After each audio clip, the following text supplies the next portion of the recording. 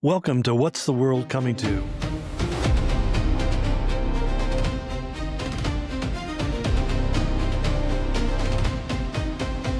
I'm Pastor Ken Ortize, and each week we try to go through many of the topics that relate to the last days and see if events that are going on in our world in any way have a correlation. Because I believe we're living in the last days, I think that many of the things we see on an international level as well as locally are indicative of the times in which we're living and are covered in many ways within Scripture. But today I want to deal with a question that oftentimes I get asked, and people ask me, where is America found in the last days prophecy? Or why isn't it clear that the United States is included in what's going to be taking place in the last days? And I guess part of the answer is you have to assume that if the United States still exists as an entity, as a national entity in the world, that they will be included in the events, but they may not be the center of those events. And that's probably kind of the problem that we have because we've grown up in the country, the United States being at the center of world events. We've had this, what we call international hegemony. In other words, we have a large footprint in the world and we have tremendous influence, and there's no country, including China or Russia or any other, who can simply ignore what we want or what we do. And so we've had our ability to really put our thumb on the scale of the nations and get things to move in the way we want. So that the idea that somehow the United States would be diminished and no longer have that heavy role seems kind of unthinkable to most of us.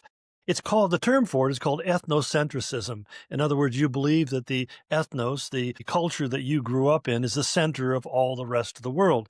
Most people have that to some degree, but Americans have it more so than anybody else, and for good reasons. Kind of like the ancient Romans who really knew that they were the rulers of the ancient world, the Mediterranean world. We too feel that we have that sway and expect to be treated with due regard and respect around the world. But one of the things that's interesting is because when we look at the scriptures biblically, there's no indication that the United States plays any major role, and it's not even mentioned. In fact, there's things that people say, maybe it's referring to, for example, in Ezekiel 38, it talks about the young lions, or it talks about the coastlands afar off. And some people have suggested, well, that must be a reference to the United States. I can't say it's not, but there's no basis really to say that it is that's what's being referred to. But what's interesting, even in that prophecy, those coastlands or those young lions have no impact. They have no influence over the war of Gog and Magog. And so if that is the United States, it seems to support the thought that we are living and existing in a diminished capacity at that time in human history. But prophetically, one of the things we find also is that the Antichrist really comes out of a revival of what was the region of the territory that was part of the Roman Empire in the time of Jesus. In fact, we find that Israel, of course, was part of the Roman Empire, obviously. And we don't find that anything in the prophecies of the end times locate them in the West, the Western Hemisphere at all. They all center around basically the nation of Israel. Whether you're looking at Daniel chapter 2, chapter 7, chapter 9, Revelation chapter 13, the final world leader, in fact, emerges possibly out of Europe, but more likely out of the Mediterranean world or alliance of Mediterranean nations. And so we don't find that last day prophecy has any real focus on the Western world or our part, the Western Hemisphere as we refer to it, in any direct or significant way. And what that may suggest to us is really when Paul and when Jesus talked about the fulfillment of the time of the Gentiles, that maybe America's presence and influence in the world is really an example of the time of the Gentiles, where the Gentile nations will have preeminence in the world. But at the end of time, God is going to turn his focus away from the Gentile nations and begin to put his focus once again upon Israel, the people and the nation of Israel. And that's why I think we're referred to oftentimes as being Israel as being the epicenter of last day prophecy. Of course, that comes from Joel Rosenberg in the book by the same title. But I think it's true. I think that we find that in prophecy, it seems to be clearly centered in places like Zechariah 12 and Zechariah 14, where it talks about all the nations of the world will be gathered around Israel, around Jerusalem. So that makes a lot of sense. And what may be more likely is that even if the United States still exists as a national entity, and I think there's no reason to think that we don't, but we need to think about like what happened to Great Britain or Canada or other Spain and other countries, which at past times were powerful forces in the world, had a huge hegemonic influence and impact upon other nations. And now they're just basically second tier nations. They don't have the power and the influence. Their time came and they went. And I want to talk a little further on about how that process takes place, particularly looking at the work of Sir John Glubb, who wrote a book called The Fate of Empires, which is considered to be pretty definitive. But we also need to keep in mind that the goal of many of those who are at work in our own country today, people like George Soros or the World Economic Forum, the progressive left of the United Nations, the EU, European Union, all of them really are attempting or would like to see a diminishing of the United States, its power and influence, and to see that become a multipolar power system. Now, one of the terms we use all the time is globalism, and I think that globalism is a little bit misleading, because what globalism seems to imply is that the whole world will become one great big nation. And there are those who see that as the objective and would like to move the world into an end of nationalism. In fact, this is George Soros's really belief that nations are what cause war, and if you can eliminate nations, then you can eliminate war and conflict. But the problem is that's probably never going to happen, because national or ethnic identity is something that's pretty hardwired into us culturally and otherwise. And so what they're really moving towards is that you have a multitude of nations, but they are a multipolar centered. In other words, the World Economic Forum, in concert with the United Nations, has actually recommended that the ruling and the governance of the world should come under the auspices of 10 nations, who are 10 prominent nations who have the greatest influence. And if you recognize kind of a similarity or a kind of an echo with what we read in Revelation about the 10 nations of Revelation, we find out that this agenda is something that's being pushed forward, which it creates this multinational entity which governs over the nations of the earth.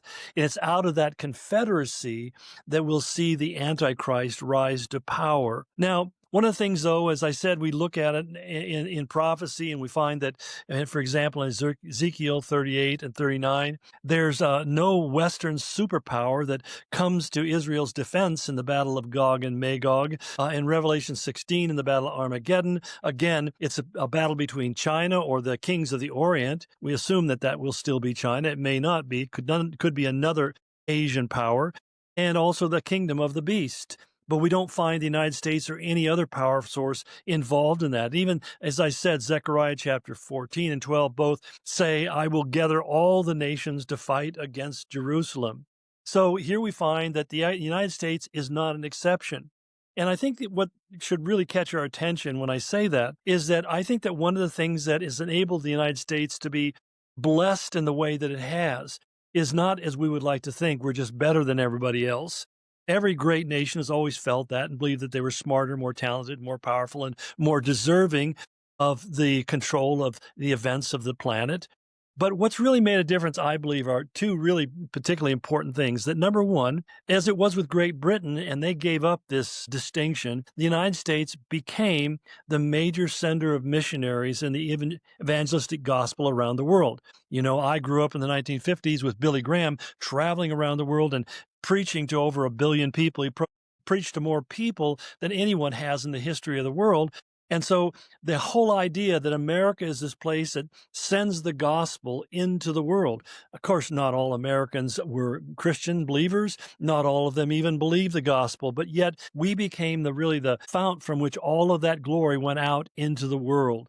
And I think because of that, God's kindness was showed towards us. He's had his grace upon us. And the other thing I think is our support of the nation of Israel. And I think that in the moment that we stop doing the evangelism and the moment we stop supporting Israel will mean that we will be diminished as a consequence, because I am of the firm conviction that really the success of America has been basically its faith in the Bible and in the God of the Bible. And that, in fact, I would say if you take time to read many of the writings of the Founding Fathers, they would basically support that. Every constitution of every colony before it became a state included the requirements that those who served in public office had to be Christians. So even though not everybody would be Christians in the fullest sense, the bottom line was that there was a common cultural consensus, which was a biblical worldview from which we operated. And that was really the explanation of the kind of system of government we had, that when you see we have three separate departments of government, the legislative, the executive, and the judicial, it's really an imitation of what we see in the Old Testament Israel, where they had a king, they had a prophet, and they had the priests, and neither one could usurp the authority of the other. And when they did, then judgment came upon them. And so it's that same idea that we had in our country, where we have a recognition that men are basically sinful, and therefore they need to have an accountability structure, which they have to submit to in order for there to be justice. And something that I think is not understood well anymore, but it's really, really critical. You cannot have a successful civilization where there is no justice. So that when you look at the third world and you see a lot of these countries that are so incredibly dysfunctional, what you discover when you look under the covers is there's a lot of corruption and there's a great deal of injustice. There's people who have power who steal and cheat and even murder other people who don't have power in order to preserve their own position and hold on to their own power. So I think it's important for us to understand these underlying dynamics, so that when Micah says that you and I as Christians, and that we should be focused on really three things on a daily basis, he says, first of all, we need to focus on doing what's just. Secondly, he said we need to have mercy towards others. And thirdly, he said to walk humbly before our God. Personally, I pray that prayer every day. As my wife and I are praying, I just pray that every day. God, help me to walk justly, to do justice, and to love mercy, and to show it to other people, and to walk humbly before you. Those three things are key. But the very first thing is justice is necessary for a society to function effectively. When people feel that the culture becomes, or the society becomes unjust, then you're going to find that things are going to begin to deteriorate and fall away, because that's when people begin to cheat and lie and steal and do things behind the scene and corrupt and so forth, because they feel like the system's already corrupt, and if I'm going to get a piece of the pie, I've got to be just as corrupt as everybody else is, and that's when the system begins to fall apart. Part of the thing that I think, why should we assume that America would be in a diminished state in the future? And it's interesting because there are really 7 eternal internal issues that really affect the health and the welfare of a nation beyond just the idea of justice, but justice is incorporated in them all. That first of all, it's economics, that countries that were once great and then lose their power are countries who have overspent and gone deep into debt. Currently, we have $38 trillion in debt. And there's some interesting efforts by our current president to try to reduce that.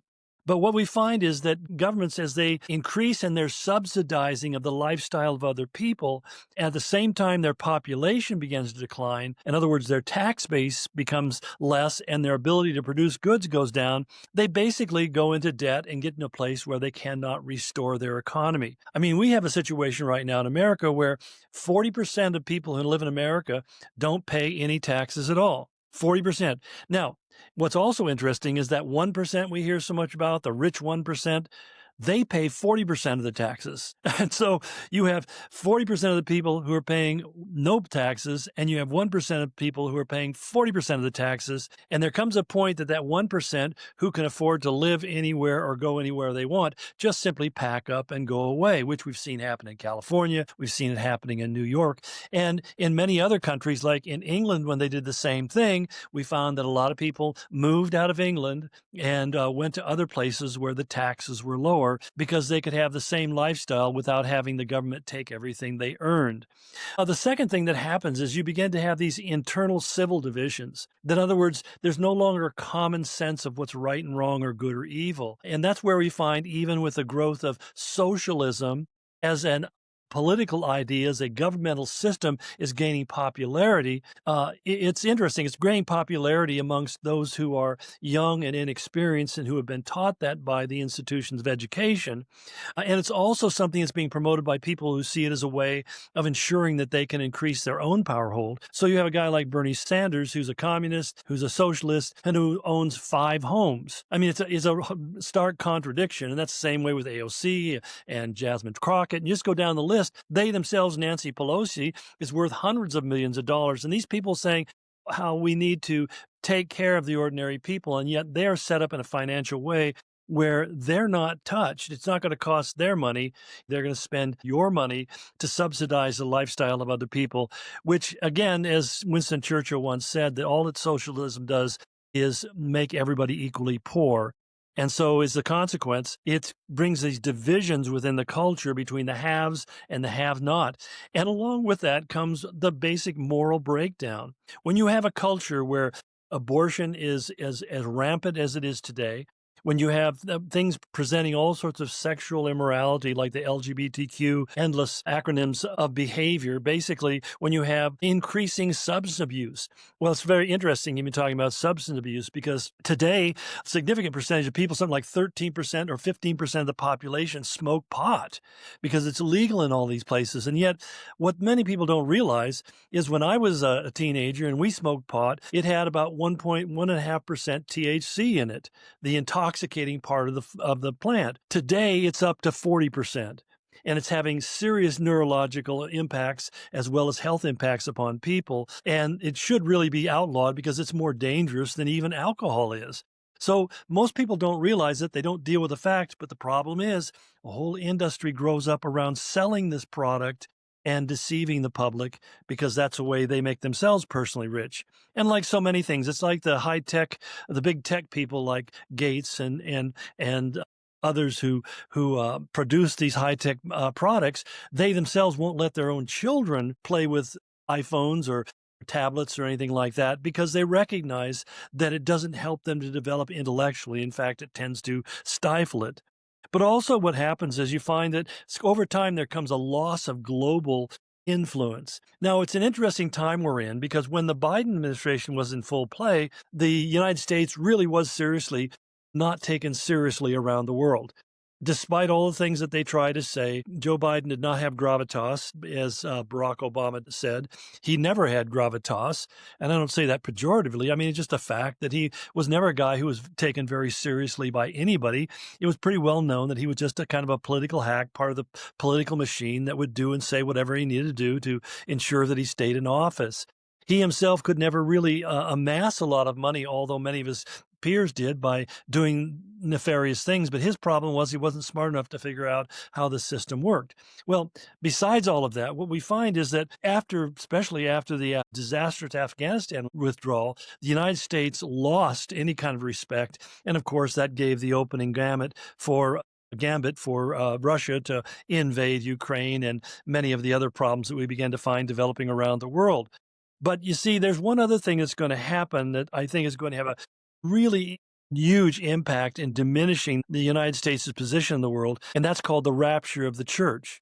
And I want to dig into that a little bit in a moment, but think about that if you will. If suddenly there were millions of Christians who disappeared, and we're talking about people who are the hardest working, the most honest, the most loyal, the most truthful, the most morally circumspect people on the planet, you suddenly have them evacuated, sucked like a vacuum tube out of the world. And all those things are left open to really the people who are the most nefarious, the most unreliable, the most distrustworthy.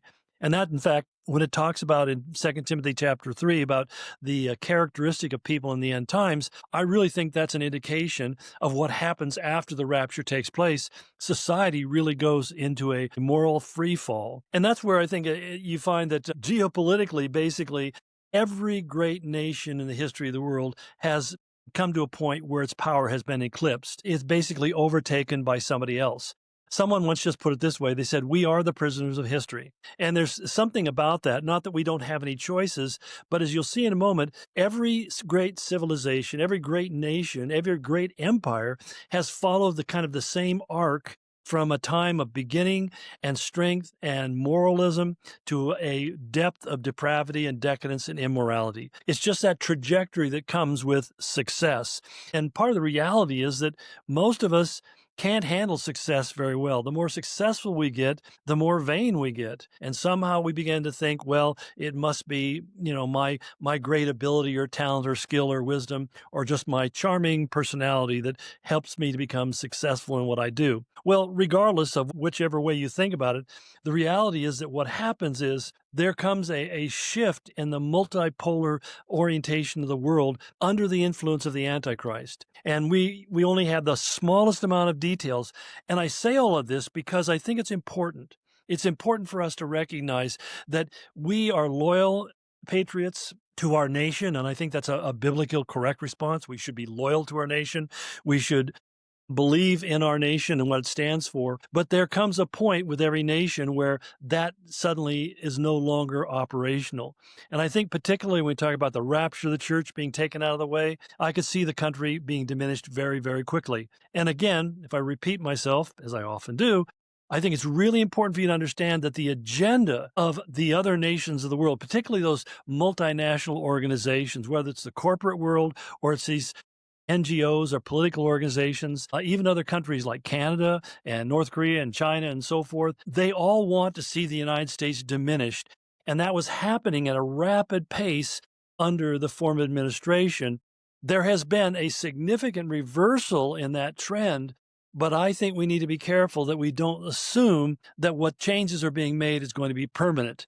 In fact, all you have to do is just follow what's going on in the news and seeing all of this tension and fighting back that especially the Democratic Party formally is using to create disturbances and violence and things of that nature, all in an effort only simply to reinstate themselves in power. Their plan is quite simple. We make the world so chaotic that people say, well, let's just change the guy who's running it and maybe it'll get better. In fact, it does get better. We noticed when Biden got elected, all of the riots suddenly stopped. Those 324 or 57 riots in cities all across the nation suddenly came to a screeching halt because everything that they wanted, they were going to get because the administration that was put into power was going to guarantee them that they got everything they wanted. And it proved to be pretty disastrous. But let me move this on a little bit and get down to some more specific stuff. I mentioned earlier that Major General Sir John Glubb, who was a British general, he was in command of what was called the Palestinian Authority. In other words, he governed over Jordan and Israel and all of that region of the Middle East after World War II. He was the governor over that, and he was basically considered to be a very respected man. He got knighted by the Queen and all the rest. But he wrote a book which has become really kind of a tome, one that's really respected by people as far as his analysis of history, because he looked at about 5,000 different nations and empires throughout written history, recorded history, and he came up with what he said were some basically timelines and pathways that nations go from the beginning until they finally decline. So you may have heard of Edward Gibbon's book, The Rise and Fall of the Roman Empire. Well, essentially, that's what Glubb did. He said they rise and then they fall. And what happens in between? And he found that there was a real coordination between them. And in other words, there were all the similar things happen in the similar way. And some people would like to say, well, that's because, history repeats itself. And I think that's true to a point. But history doesn't repeat itself because it can't help but repeat itself. History repeats itself because people, given the same situations, will react in the same way. And so when we find people are struggling to build a nation, there's one certain type of personality that kind of prevails and leads. And when they become rich and powerful, there's an arrogance that settles in, which leads to another end, which ultimately is demise. And that's why, again, when I talk about the United States, I'm saying we have to understand that we're well down that road. We are into that last phase already. And I'm not saying it can't be changed. I'm not saying that the right political leadership and the support of people couldn't bring a difference and retard that decay, but the decay is ultimately inevitable because men are sinful. And sooner or later, if you have 2, 3, 4 really great kings, as Israel had, and then suddenly you had one really bad one like Manasseh, he destroyed the nation. It couldn't recover because of his 55-year reign, and he was the most wicked king of all. He was the son of King Hezekiah, one of the most godly kings of Judah, and yet he reigned this long period of time. And even though Josiah became king shortly afterwards, his reign was good, but they began to be diminished until he died, and then the country just simply slid off the edge of the table, and that was the end of the story. But what I think we need to take just a moment to look at what are those phases that they go through. And it really begins with what we call the age of the pioneers, or I should say Glubb called it. It's basically when there's this vigorous time in a nation where they're full of exploration and discovery. In fact, there's a very strong moral vision and a willingness to make sacrifices and to take risks. In our country, that was really from 1600 to about 1776 when we began the Revolutionary War. In that time period, it was a spectacular group of people. In fact, I think you would be challenged to find a group of men and women who would really line up with the founding fathers of our nation. When you look at the people like Jefferson and Jameson, or Madison and Adams and so forth, these people were spectacular individuals. If you read their writings, you recognize that these people who were deep thinkers, and which is very interesting because there's such a concerted effort right now, especially of Jefferson, to try to destroy his character. And in books like the 1619 Project, which is really, over 50 renowned historians said it was a terrible work of history and shouldn't be even read in a classroom. And yet, nonetheless, the New York Times published it and promoted it. And the woke left have been pushing it ever since as if it's true historical fact. And it's all sorts of misinformation and distortions and just outright lies that are made up in this book. And yet, nonetheless, it doesn't represent at all what 1619 was like. 1619 wasn't a perfect time, but there were people who had a vision for the future. They had a vision about what was right. They had a vision about what a country could be. And they had a vision of a country that was fair and equitable and just for all men. But you see, when we come to 1776, it becomes what we call the Age of Conquest. And that's where the country began to expand. It began to expand not only its borders, but it also began to expand in its industry and began to have a rising global influence. In fact, the first foreign war, if you will, that we ever fought was authorized by Thomas Jefferson to go after the Barbary pirates, which is Libya.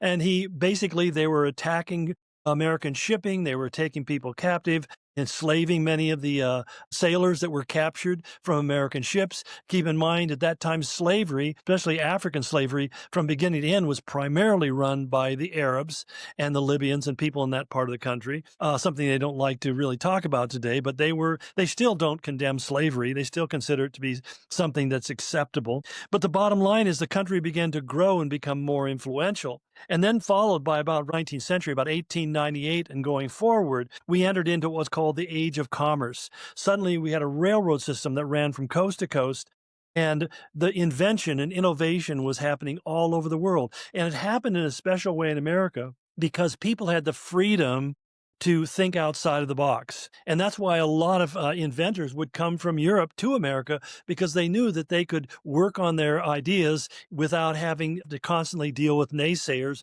or being shut down and being told that they're not being true to the science. It's kind of like something recently we had where people are saying, well, the science is settled. And so that people who didn't go along with the company line or the official line were silenced and ostracized and kept out of the conversation. Now we look back and saying we were probably robbed of some great innovations and cures for the COVID epidemic. But the whole point was that's what happens when you have people in positions of power who want to control the narrative, because that is the basis of their power. But during the Age of Commerce, it was just wide open. And sure, there were excesses. We talk about the robber barons and people of that nature. And yet at the same time, the economy began to grow with such a profundity that we became the economic power force in the world.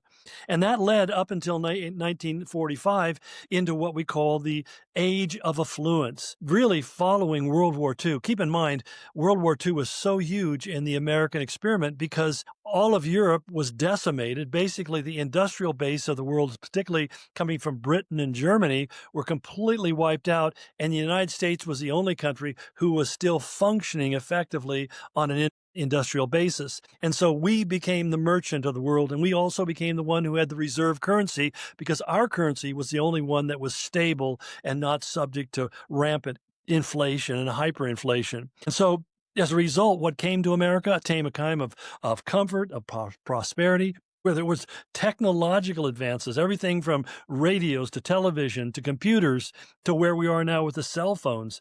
things that were only featured in cartoons when I was a kid are now commonplace in everybody's life. And we took the position of being the world leader. We were the wealthiest, the most powerful. We had the greatest and most advanced technology, the largest military, the most effective military. There was nobody who could come against us.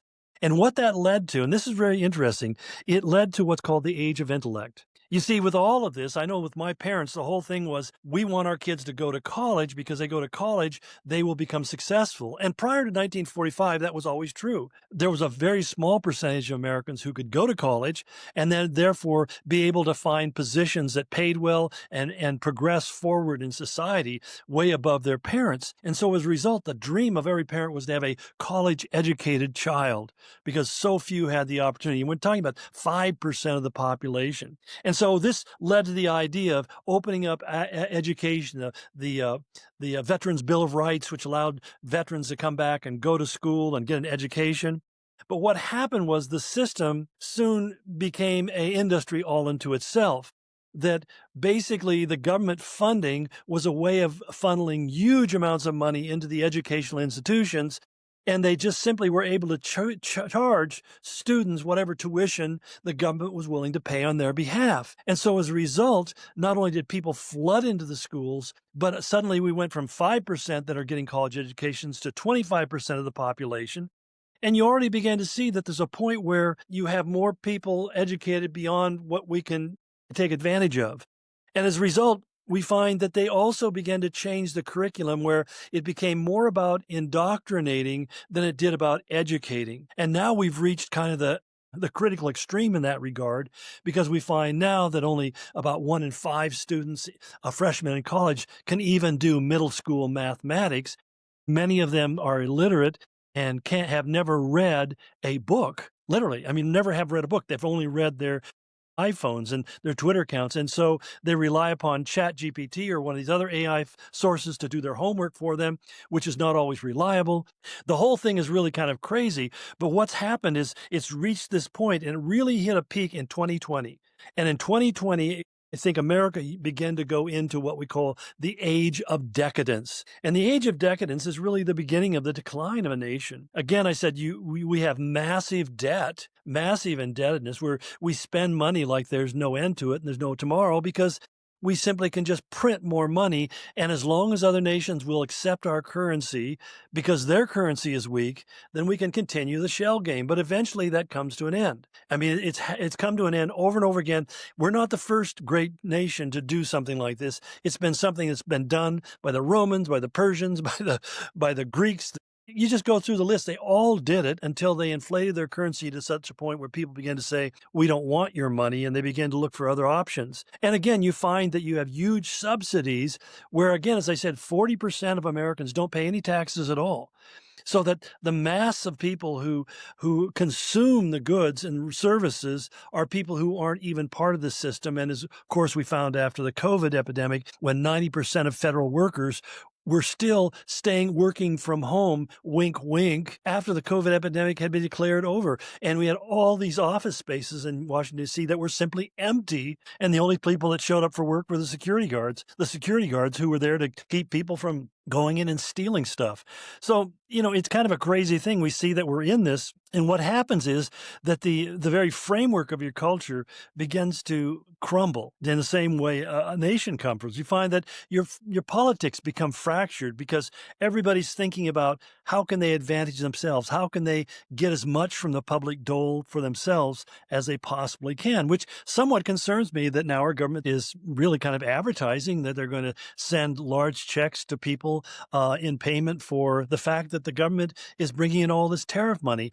But the reality is it's just a political thing to win people's favor, because the reality is we should be using those monies to buy down our massive debt. We also find that in the age of decadence, people become obsessed with being entertained. Of course, I mean, I don't need to say much about that. We are people who live for being entertained 24/7. There's sexual indiscretions, a place where people see sex as being a recreational activity.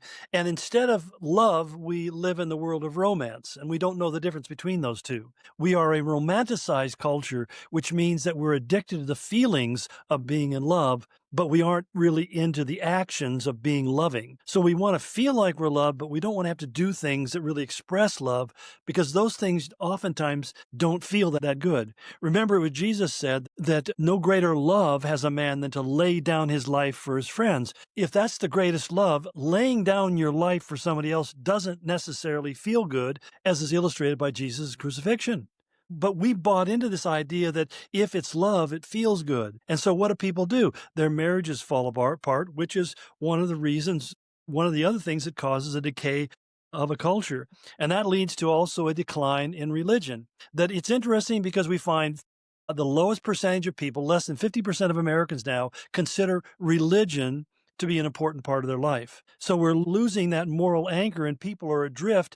Their own feelings become the definition of what's right and wrong rather than what the Word of God says or even what tradition or cultural consensus has said. My feelings dictate what's right for me, and you don't have any business telling me otherwise, is the mindset. And with that also goes away the work ethic. It's interesting because we don't know the difference between work and play anymore, but those are two very, very different things. You see, when I play and I get tired of playing, I can quit and there are no real consequences. I just take my ball and I go home. But when I go to work, it doesn't matter how I feel halfway through the day. I have to stay there to the end of the day to do my work. And so what do we find happening? People began to find excuses to stay home. Again, I go back to the COVID fodemic, where we find that so many federal workers and workers in general were told to work from home. And what we've discovered was that a lot of those people weren't working very hard. And as a consequence, the productivity of the nation began to go downhill. And to make up for it, what did we do?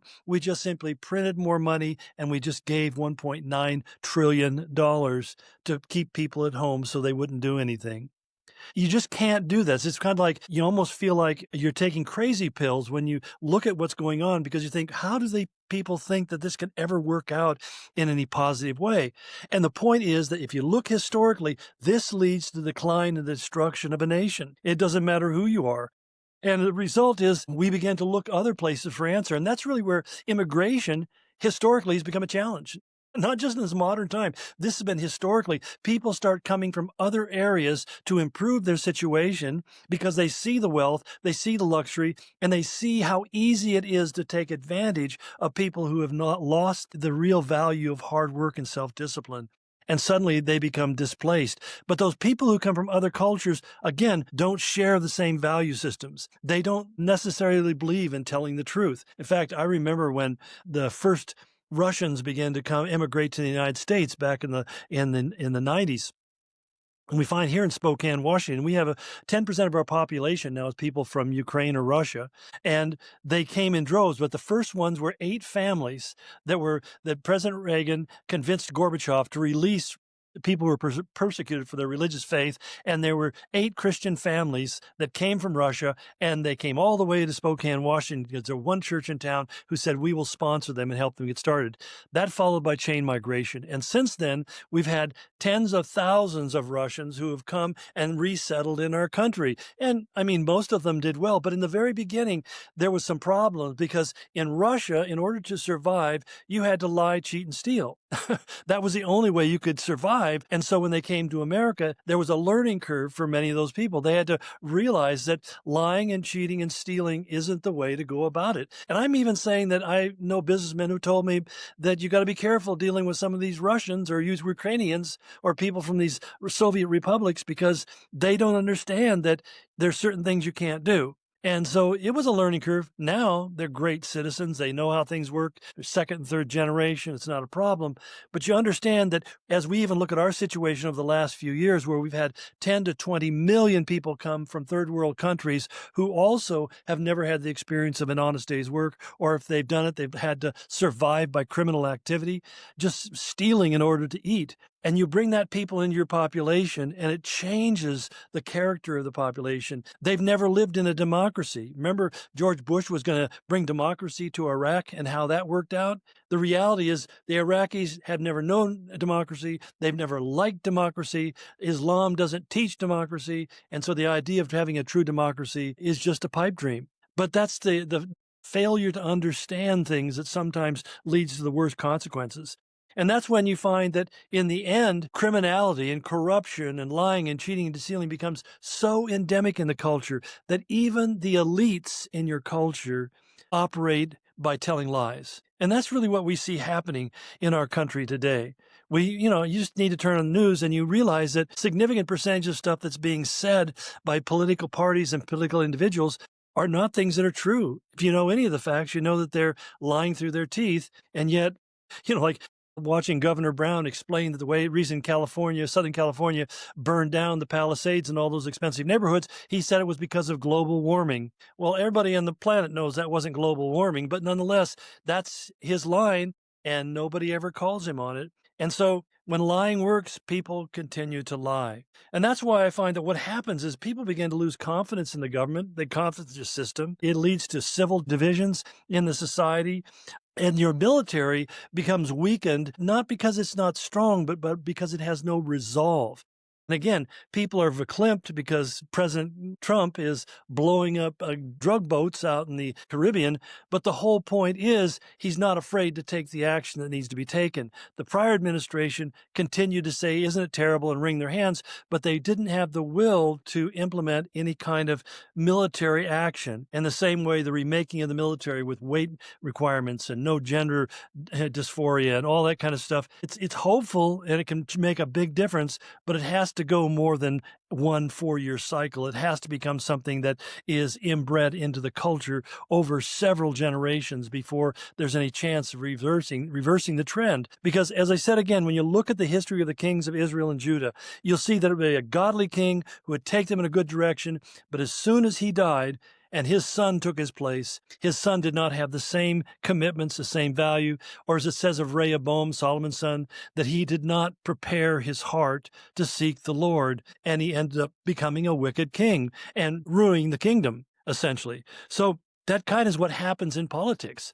The fact that people think that, well, we'll just change the leader and it won't have an effect. Well, the effect can be devastating. And if there's not another kind of like a Trump-like personality in the White House following the end of his term, it will probably drift away and it'll probably begin to see a lot of slippage. Now, that's not completely pessimistic because when sin abounds, grace does more abound. So, that may be a huge opportunity for us as Christians to have impact upon our culture as people begin to see things falling apart. But you also have to keep in mind that's also when persecution against Christians begins to become ramped up by those who don't want the system to be fixed and see us as being the opposition because we're talking about the things that stand in their way: truth, morality, and the Bible and those kinds of things. They don't like those things because it hinders them from being able to reach their objective.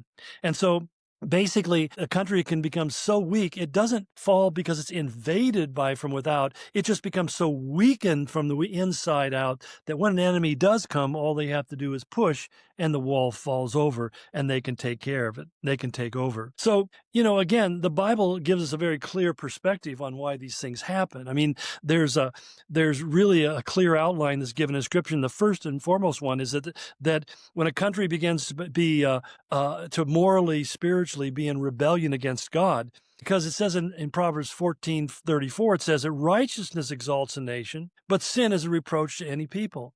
So in other words, if a nation is generally seeking the things that are right in the eyes of God, he will bless that nation. But if they begin to seek those things that are not right in his eyes, things like abortion, things like transgender, all this other stuff, that's going to bring the curse of God, the judgment of God. And that's one of the things that's so hard to get people to recognize, especially Christians who want to sit by kind of passively and quietly and say, well, it's not my problem. You don't understand that you are inviting the demise of your culture, of your neighborhood, of your city. You look at the schools and say, how did the schools end up here? It ended up that way because Christians stayed silent as the erosion was taking place over a long period of time. So when a nation abandons its moral standards, the collapse of that nation cannot come too much later.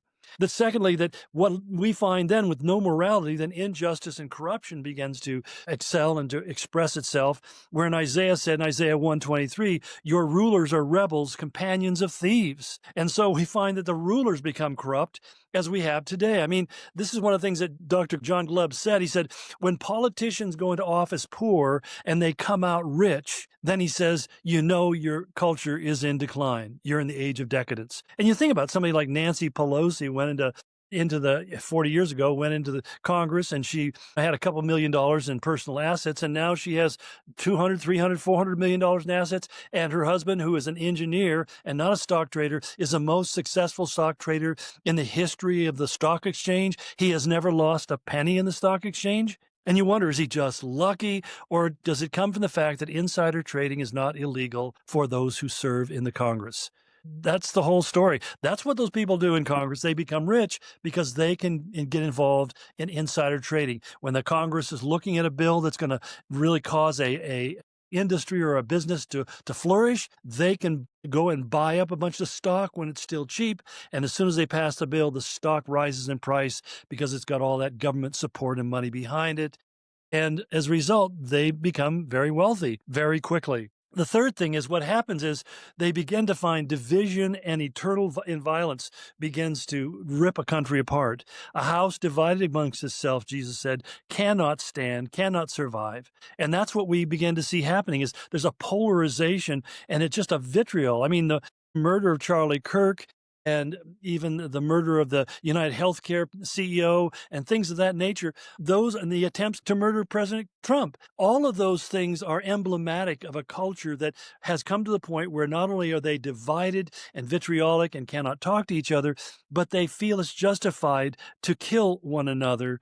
And at that point, you are on the verge of a collapse that is virtually unrepairable.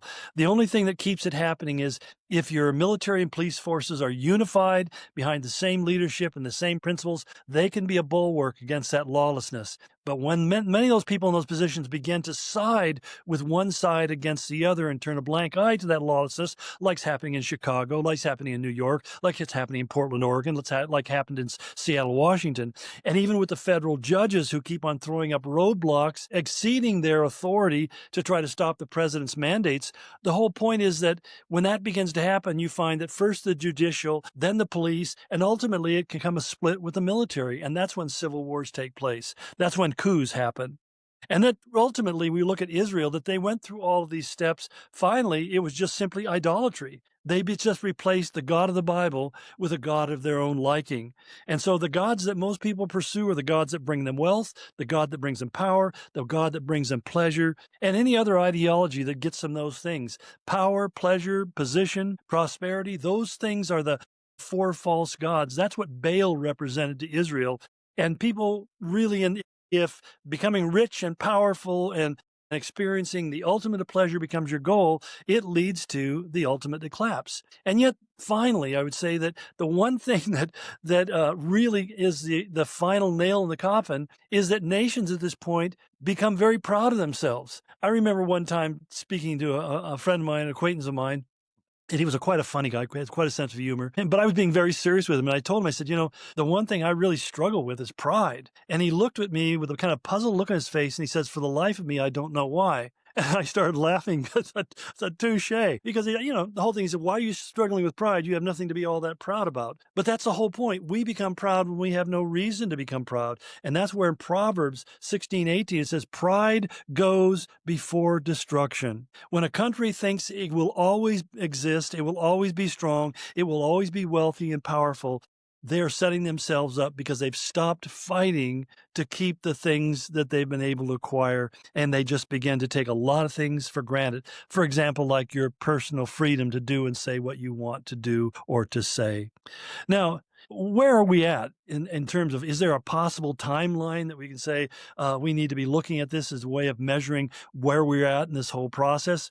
And I think there is, because I think that, first of all, there are what we might call pre-tribulation events, which are where we're at right now, that really is going to end, I believe, with the rapture of the church. And that's what I'm counting on. But it's when we find the U.S. as a nation, in fact, is still very influential in the world. And whether it will stay that way or not, it's beginning to gain some stature. But it could lose that again with the wrong leadership. But basically, it becomes a weakening position as a global leader. And most people don't understand that the nations of the world really appreciate the United States because we are the ones who keep peace. It's not a coincidence that Donald Trump is able to bring 8 peace deals to the table in just 300 days of being in office. It's because he has put his authority and his power up front and said, if you don't find a way of working this out, then we will interject ourselves into the equation. And nobody wants that, and so they find a way to bring it to an end. When that becomes weakened, we see what happened in Afghanistan and the results around the world, where suddenly all the wheels began to come out. And I think Trump is absolutely right. The Russians never would have gone into Ukraine if he had been in office. But when they saw what Biden did or didn't do with Afghanistan, they felt no fear and pulled ahead, full steam ahead. You find also that what happens, people become divided culturally, that particularly for us as Christians, we find that we become increasingly this minority of people who are looked down and excluded and even persecuted. And that brings a great division in the culture because, it's kind of like what the Germans did was so foolish in persecuting the Jews, because the Jewish community represented the greatest minds and talents and skills of their entire culture. And they drove them out, they imprisoned them, they killed them, and they robbed themselves of the Einsteins and all these other people who could have contributed so significantly to the development of their culture. So they shot themselves in the foot, but basically they had to find somebody to target, to hate, to unify the country around a common enemy. And I think that we're seeing it with anti-Semitism today, but I don't think it would be unusual to see it in terms of anti-Christianism. Because keep in mind, think about what you're hearing today, where people are mocking and almost implying that Charlie Kirk's murder was justified. And you listen to these people and saying, what's wrong with you? How can you even say, well, because they didn't like what he said or he said hurtful things, therefore, it's wrong that he got killed, but, what do you expect? And suddenly freedom of speech means nothing to these people. And so as a result, you find that there is a cultural and political divide that begins to pull people apart. And what happens is, as our country becomes diminished in the world's sight, there will come a multipolarity. And believe it or not, the Biden administration was working very hard to make us one amongst many. One equal amongst many equals. The whole idea of that administration was not to see America in the ascendancy, but rather to see it diminished to the same level as everywhere else, so that we have as much influence in the world as Denmark or South Korea, and we stop being the ones who can override bad ideas when they come in the front. And that's why this moving towards a multipolar world order is something that may not be as overt or obvious right now, but it is underway. Do not for a minute think that the people in the EU or the World Economic Forum or the UN or any of these groups have changed their mind about where they want the world order to go. They come from underproductive countries. And as a result, they want to be in places of power, and they know in their own country situation they can't be. But if they can create a global system of bureaucrats like themselves, then they can take over and have a position of power and influence. And that's why I say that the thing I think is going to really be the precursor of the tribulation is going to be the rapture of the church that Paul talks about in 1 Thessalonians 4 and 1 Corinthians 15, where tens of millions of Christians around the world suddenly disappear, and many of them being some of the most leading intellectuals and creators within cultures and within industry. And you can only imagine the internal chaos that will arise and the possible economic collapse that will follow when you have such an amazing loss of key people and the brain trust that they represent. But just think about military leaders. How many military leaders do we have who are Christian? There are a lot of them. And suddenly there's this huge moral vacuum. Our police forces are no longer controlled by men of conscience, but rather they're by people who just want promotions and expediency. And as a result, as the United States begins to slip in its control of things, it will mean that the global order can be restructured, and that's what the Antichrist is going to work towards. And that's where we find that there's this rise of this coalition in Ezekiel 38 between possibly Russia, Turkey, Iran, North Africa, and other places. The thing that's really interesting here, though, is that America is not mentioned in this at all. And that's something I mentioned before, but we don't hear of America standing up and saying, wait a minute, you better stop this right now. America is no longer an influencer in those kind of international situations. After the defeat of Gog and Magog, and I think it's going to be somewhat the Antichrist is going to be involved, is somehow he plays a leading role. He will put himself in a leadership role with the 10 nations that'll be assigned to govern over the world, and eventually he will make himself the preeminent leader amongst those 10 nations. And that's where he'll institute eventually the global system of the beast, of the Antichrist, and exercise domination over the world economy. I believe that's why the Battle of Armageddon takes place. I believe that the Asian countries, maybe it's China, become subject and frozen out of the economic system because they have to submit to the Antichrist. And because they're unwilling to do that, they raise a massive army, which they already have, and they launch it against the kingdom of the beast, which I think at that point is going to be in Jerusalem. So let me wrap it up with this. What can I as a Christian do in light of these things? If this is an accurate description of what's coming in the future, what can I do?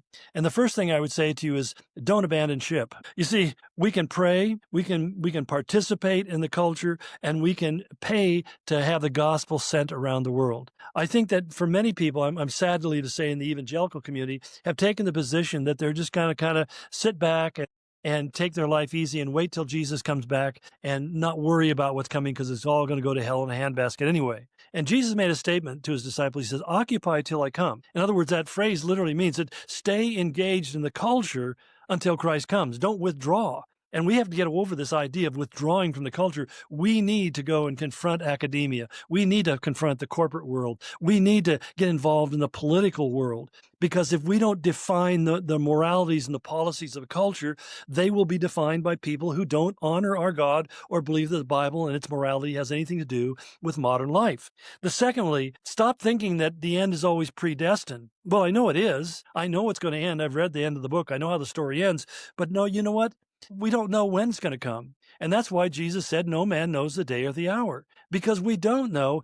It's in the hands of the Father. He says, only my Father in heaven knows. And the reason why I think that's so important is because destruction, when it comes, is a choice, not something that's destined. It's a choice. In other words, for example, consider what he says in Isaiah 55:7.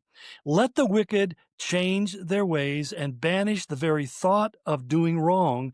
Let them turn to the Lord that he may have mercy on them. Yes, turn to our God, for he will forgive us generously. In other words, Isaiah is saying, we're not predestined to be destroyed by the Assyrians. Let's humble ourselves. Let's pray. And you know what they did? They humbled themselves. They prayed. And what happened? God wiped out the Assyrian, and the Assyrian threat didn't come back again for another generation. So we have to understand that God says, yes, judgment will come if you do these things, but if you repent, I will stay my hand of judgment. And so the consequence is really a matter of what our choice is. If we choose to do nothing and say, well, you know, he said to the prophets, Jeremiah said, the prophets tell the people that their wound isn't that serious. They'll say things like, well, you know, those kind of sins have been going on ever since mankind has been on the planet. You know, there's been homosexuals, there's been transsexuals, there's been people in adultery and so forth and so on. That's always been going on. And the answer is, yeah, because there's always been sin in the world. But it's really sad when the church begins to say, so we don't need to worry about it. We don't need to think about it, or even say, well, you know, we wouldn't recommend it, but you know, you have your own free will, because we're so afraid that we would offend them. The truth of the matter is, God says he calls people to repentance. And that's why in Ezekiel 33, verse 11, he says, as I live, says the Lord God, I have no pleasure in the death of the wicked, but that the wicked turn from his way and live. Turn from your evil ways, for why should you die, O house of Israel? And there again, he says, your destruction isn't predestined unless you choose to do nothing about it. So if you turn from it, and that's where we always come back to 2 Corinthians 7:14, right? If my people who are called by my name humble themselves and pray and seek my face, I will forgive them and I will heal their land. And so I say to you, Christians, be engaged in praying and participating in the culture, in preaching the gospel, in putting yourself into the policy making of our culture, something we call politics. That's what politics is. It's making a policy that runs the lives of people. Get yourself involved in those things so you can make a difference, because we don't want to do what Israel did, the northern kingdom, which eventually was destroyed and carried away into captivity. And we're told in 2 Kings chapter 17, beginning in verse 13, exactly why they were destroyed by the Assyrians and carried away into captivity. He said the following, again and again the Lord had sent his prophets and seers to warn both Israel and Judah, turn from all of your evil ways, obey my commandments and decrees, the entire law that I commanded your ancestors to obey, and that I gave you through my servants the prophets. But the Israelites would not listen. They were as stubborn as their ancestors who had refused to believe the Lord their God. They rejected his decrees and the covenant he had made with their ancestors, and they despised all of his warnings. They worshipped worthless idols, so they became worthless themselves. They followed the example of the nations around them, disobeying the Lord and commanding them not to imitate them. They rejected all the commands of the Lord their God and made 2 calves from metal. They set up an Asherah pole and worshiped Baal. These are all sexual abominations, if you will, and all the forces of heaven. In other words, the demonic forces of heaven. They even sacrificed their own sons and daughters in the fire. This is like abortion. And they consulted fortune tellers and practiced sorcery and sold themselves to do evil, arousing the Lord's anger. And because the Lord was angry with Israel, he swept them away from his presence. You see, God doesn't want to sweep us away from his presence. You know, as we used to sing that God shed his grace on thee, speaking of America, America, America, the beautiful, the wondrous, the prosperous, the blessed. And yet God says, I will sweep that all away in a moment if you continue down this road of sinful decadence. And you know, unfortunately, there's no guarantee that this country will not decay and fall apart before the rapture of the church. All I can say is when the rapture of the church happens, that's when I believe that the tribulation will begin to happen shortly after that, because God will have taken his people out of the way as he took Noah out of the way of the flood and set him aside for 7 days, in fact, inside the ark before the earth was flooded. And I think he's going to do the same thing, but I think you have to understand that we can't just sit back and assume that it's going to work out just fine by us doing nothing at all. You need to be in the Word. You need to be in the church. You need to be in the faith. You need to be, in some ways, in the face of people who are living and believing lies. You need to be confronting people who are believing and teaching false doctrines. You need to be engaging in the political discourse and the policy making of your community, of your schools, of your city councils, because all of those things will lead to increasing decadence. And it's ironically, the more liberal we become in our expression of our free moral agency and disregard of God's laws, the worse it's going for us in this nation. All you have to do is look at places like Portland and Seattle and New York and Chicago and Philadelphia and across the board, and you realize what they have done is they've said, we don't need God, we want to kick him out of the neighborhood. And what's happened? The neighborhood has gone to pot, literally and figuratively. So that's what I think is going to happen with the United States in terms of future. We're not part of the final experience of human history. We'll become just another nation amongst other nations, but that doesn't mean that that has to happen right away to you and your children and my grandkids and my great-grandkids. I'm praying that God would have mercy upon them and that people who don't know Jesus would come to that saving relationship before it's too late. That's what the world's coming to. God bless you.